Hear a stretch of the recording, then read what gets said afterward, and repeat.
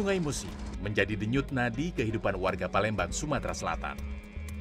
Tidak hanya bekerja sebagai nelayan ataupun menjadi pengantar penumpang yang menggunakan jasa transportasi air, ternyata ada juga warga yang memburu harta karun yang terpendam di dasar Sungai Musi.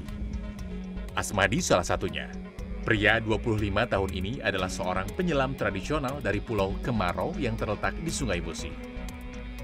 Berawal dari banyaknya orang yang membeli barang antik yang ditemukan di Sungai Musi, ia pun tertarik mencoba menjadi penyelam atau pemburu harta Sungai Musi. Tak terhitung berapa kali ia melakukan penyelaman demi mencari barang antik yang mempunyai nilai jual tinggi. Kisaran tahun 2017-an lah.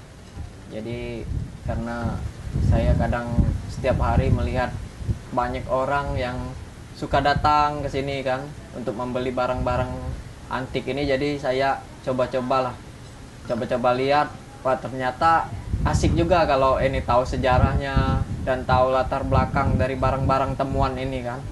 Jadi dari situ saya coba dulu untuk ngikut. Sebelum melakukan penyelaman, Asmadi dan timnya melakukan sejumlah persiapan dengan matang.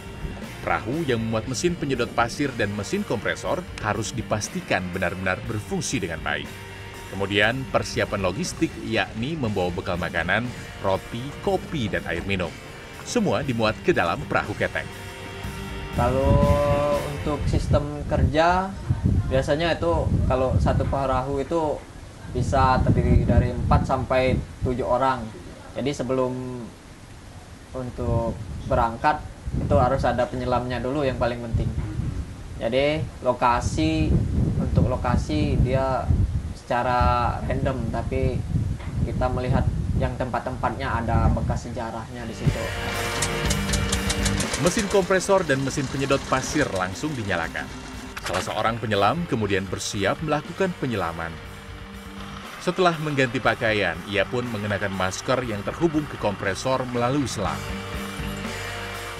Saat meloncat ke Sungai Musi, sang penyelam juga membawa selang kompresor penyedot pasir hingga menuju dasar sungai.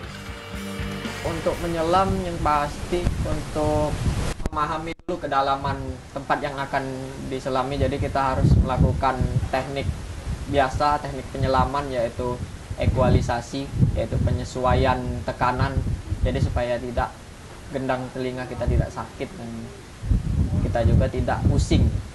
Kalau tingkat kesulitannya yang pasti kalau menyelam di sungai itu tidak seperti menyelam di laut. Jadi di sungai airnya keruh, tidak bisa untuk melihat, jadi pandangan itu kita anggap 0 meter lah.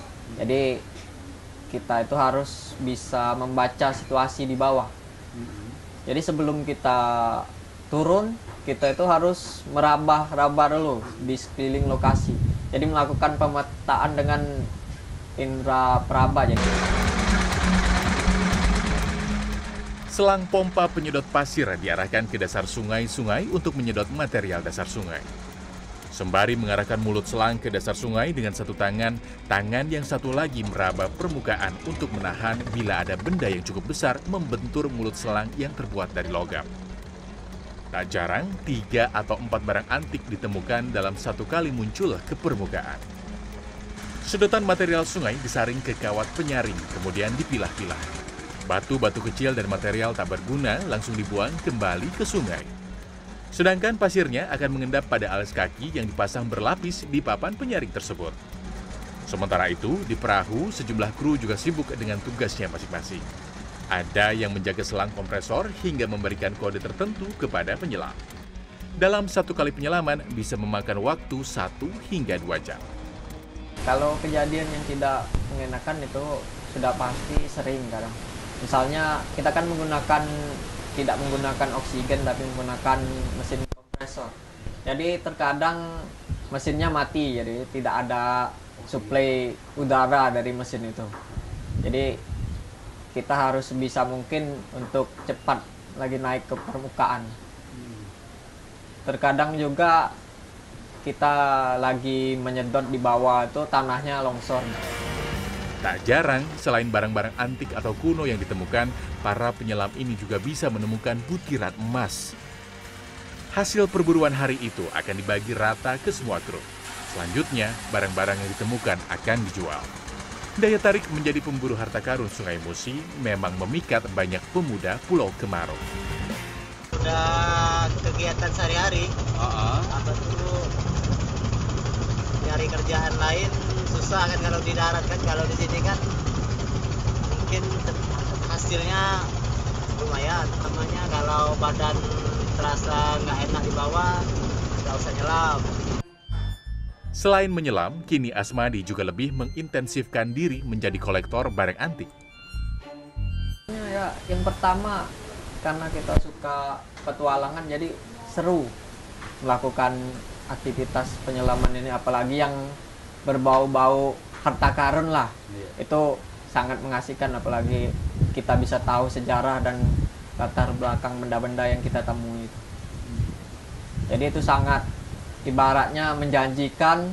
Yang kedua dari sisi edukasinya, jadi sangat penting lah jadi untuk kita menyimpan dan merawat barang-barang itu.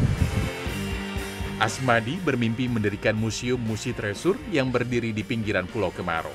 Semua koleksinya yang tidak dijual dan hasil pembelian dari pemburu lain akan dipamerkan di museum tersebut.